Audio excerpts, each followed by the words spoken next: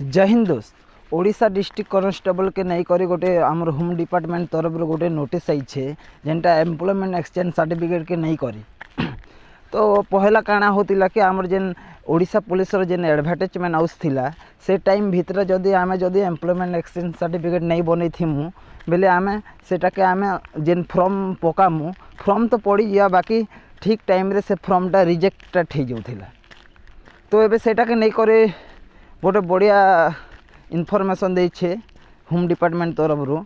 तो एबे जेनटा एडवर्टाइजमेंट आसबा बाकी जेन आमके 7 दिन या 4-5 दिन जेन टाइम नहीं दसी के जेनटा ऑनलाइन आरंभ करवा दिन तो से दिन जदि ऑनलाइन आरंभ करवा दिन जदि गोटे दिन बिफोर जेनटा गोटे दिन आगरुन भी जदि आमे एम्प्लॉयमेंट एक्सचेंज सर्टिफिकेट बनामु बेले सेटा आमे फॉर्म पकई पारमु सेतिर लागि आमे इलिजिबल। तो एम्प्लॉयमेंट के नहीं करी बहुत असुविधा होथिला।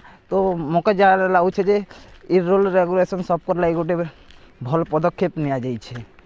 तो भाई हेन्ता जेन्युइन हेन्ता ट्रूली इनफॉरमेशन पाइबा लगी आमर यंगस्टर ओडिशा यूट्यूब चैनल के सब्सक्राइब करिथियो और वीडियो रो इनफॉरमेशन जदि भल लगी बेले चैनल के सब्सक्राइब कर रखी।